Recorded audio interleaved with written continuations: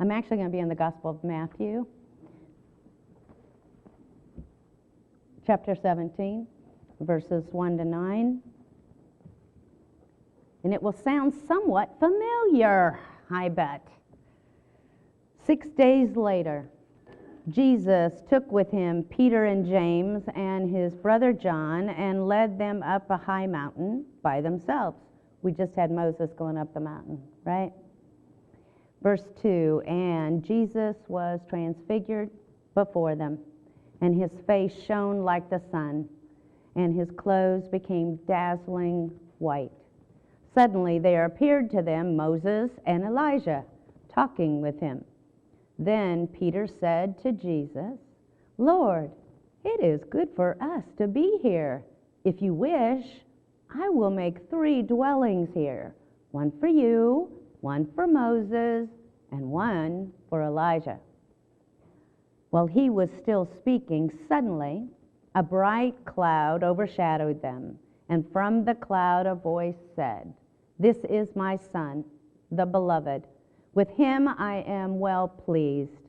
Listen to him.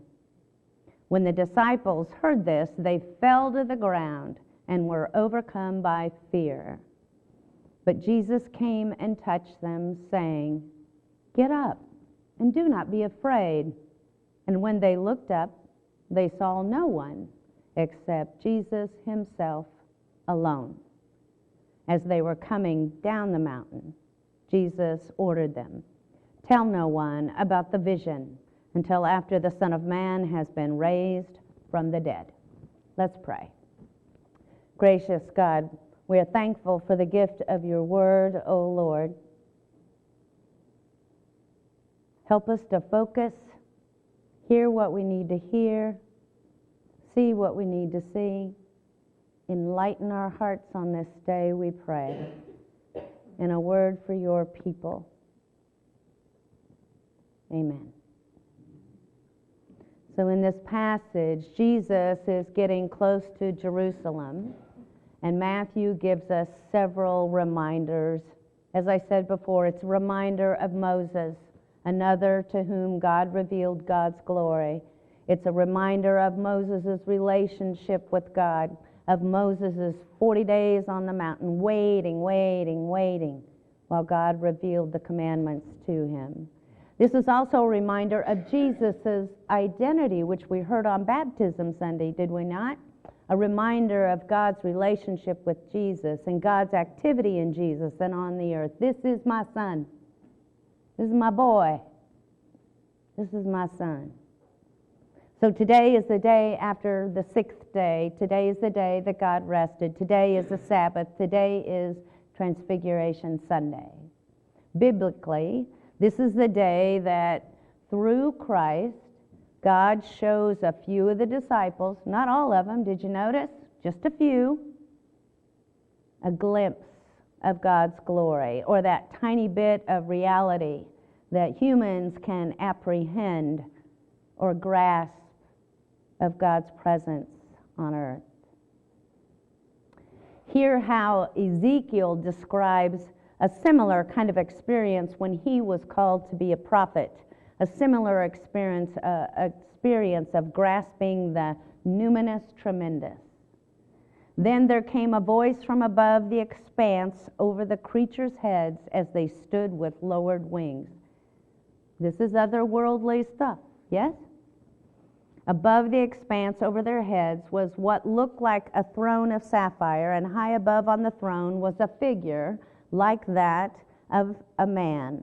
I saw that from what appeared to be his waist up, he looked like glowing metal, as if full of fire, and that from down there he looked like fire, and brilliant light surrounded him.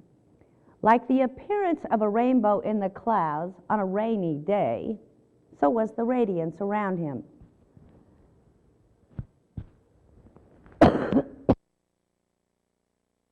There was the appearance of the likeness of the glory of the Lord. When I saw it, I fell face down, and I heard the voice of one speaking. Yep, we're human beings. And like Ezekiel, we use human language. We use phrases that include the word appeared or like. It appeared to be this.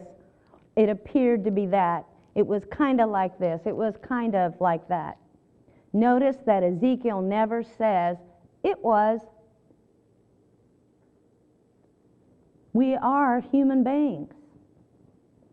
Here with the disciples, with Jesus, we get a glimpse of God's doxa, of God's glory, affirming the belief in God's personal presence on earth, affirming God's work, God's care, and God's presence with us.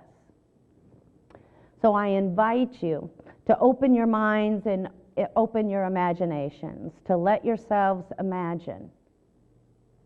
Are you ready? Want to imagine going up that mountain?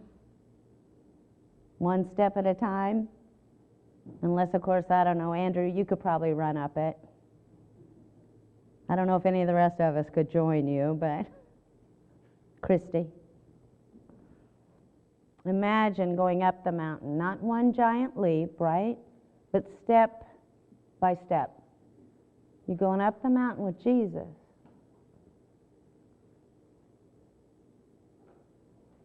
You don't know why, by the way. He doesn't say, oh, here, come with me and I'll show you this. Nope, just come on. Let's go up the mountain. Now imagine seeing the light. So radiant that the human eye can hardly behold it.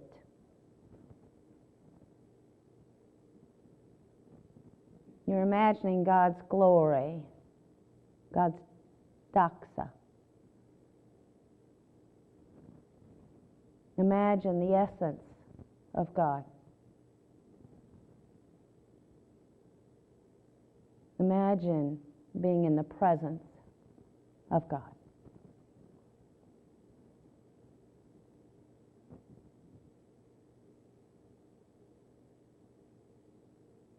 How you feeling in all your imaginings?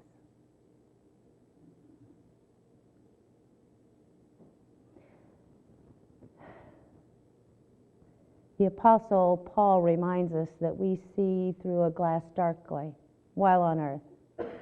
The psalmist tells us that we are but human beings, lower than the angels, like grains of sand on the beach, but yet precious and beloved of God.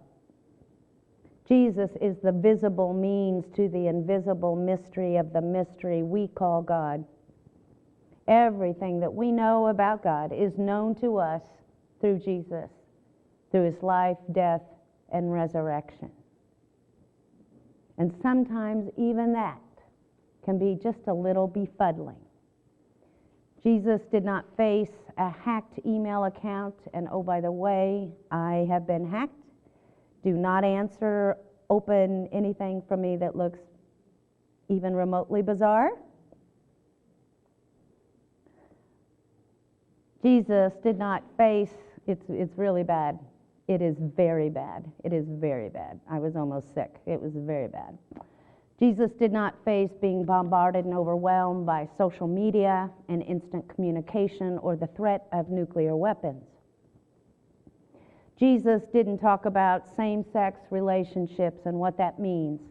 Jesus didn't have the language or concept of what we call right to life or sexism or racism or ageism. Jesus lived in a different kind of world than what we live in, without space stations and a scientific understanding of light or gravity or weather systems. We live in a head world. That's where we live. We live in our heads. We have vast amounts of information available to us via print and audio and video, and it is so easy for us to just live in our heads and think ourselves to death. Or as Neil Postman says, amuse ourselves to death. Jesus is transfigured on the mountaintop. It's a very heady experience, that is true. But Jesus refused to stay there. Jesus refuses to stay in his head, and he invites each one of us and us as a body of Christ to come down the mountain with him. Jesus invites us to engage with the world that is down the mountain. Whatever those challenges are, whatever the difficulties, whatever the sorrows, whatever the joys, come on down the mountain with me. This can't last. Now, we don't leave our heads behind or act like we're not thinking beings, but neither are we to see all this space in our heads as the one and only aspect of reality or of faith. Believe, believe, believe, believe. Sometimes we get so, what do you believe? What do you believe? What do you believe? We forget to actually live it. Right? Jesus refuses to stay on the mountain. And he invites us to come on down with him. He's telling us that we must also descend from the mountain, come out of our heads, and experience life and God more fully than our thoughts can even think. Now, we don't leave our heads behind. I just want to remind you, we don't do that. But what is reality and what is faith? You are not just your brain. We can think great thoughts about God's power and how God interacts with the world and all the rest, and we can engage directly with one another and with those who need food or clothes or a friend or who are looking for a way to live that is different and better and healthier than how they've lived previously. The mountain or the head world, that's good. Jesus does go to the mountaintop after all. Nevertheless, we are called to seek God's presence on earth. On earth, right where we are. Reverend Villegas writes, God's presence transfigures this life. Transfiguration is not a heavenly escape from this earthly life. The mountaintop experience is not a call to travel to an elsewhere, a vantage point from which to diagnose what's wrong with this life, or a site from which to propose a remedy for our communities. The Transfiguration narrative turns the disciples back to the place they already know, back to the familiarity of their earthly lives. Now, Peter, beloved Peter in this story, right? He wants to stay and he wants the mountaintop experience to be permanent. He wants to put down roots and continue experiencing the glory of God's presence in this transfiguration, this otherworldly kind of experience. Now the world, or the axis of power, as Villegas calls it, will change, thinks Peter. Now the world will be all set right, says Peter. It's going to be a revolution, says Peter. All problems solved, all problems resolved, no more injustice, no more violence, just blessed shalom. Peter thinks he's got it figured out. Yes, we're just going to build a couple houses and it's going to be cool. We're just going to stay up here. They saw no one except Jesus himself alone. And down the mountain they go. They go from the spectacular to the mundane, from the majestic to creating or understanding a church income and expense statement, to finding thermal coffee cups at a cheap price, to sticking when we don't want to because it's uncomfortable, and then doing the hard work of settling that disagreement that made us uncomfortable, to keeping track of the latest bad and sad news, to painting walls and cleaning toilets, to building handrails, to greeting friends and neighbors at the door, to the church just one more time, to collecting tithes and offerings and playing or singing the doxology for the millionth time, to paying bills and managing websites and changing passwords and printing bulletins and picking up prescriptions and flipping pancakes and folding clean clothes and all the rest. This is our mundane lives. From the spectacular and the majestic to the mundane ordinariness of life. Villegas says they go to the unspectacular life they know, the day-to-day of discipleship, love for neighbors and strangers, and confrontations with the authorities, which will eventually, she says, lead them to another hill, and we call that hill Golgotha. Coming down the mountain spectacular to the ordinary reminds us that God's presence is also amongst us in the mundane and the ordinary. And that this place we call earth is a place that is oh so spectacular.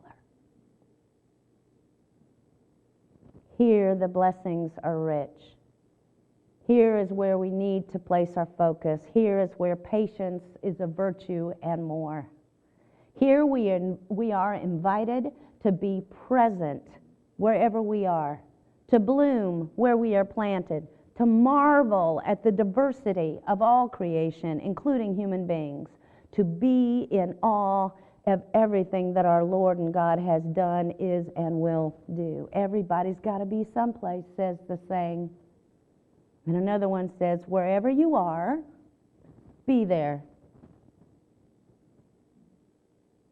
God is present right here.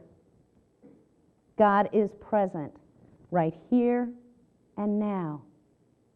God is present on the mountaintop and present right here and right now, doing God's healing, holy, transforming work and pointing all of us to Jesus for guidance and example.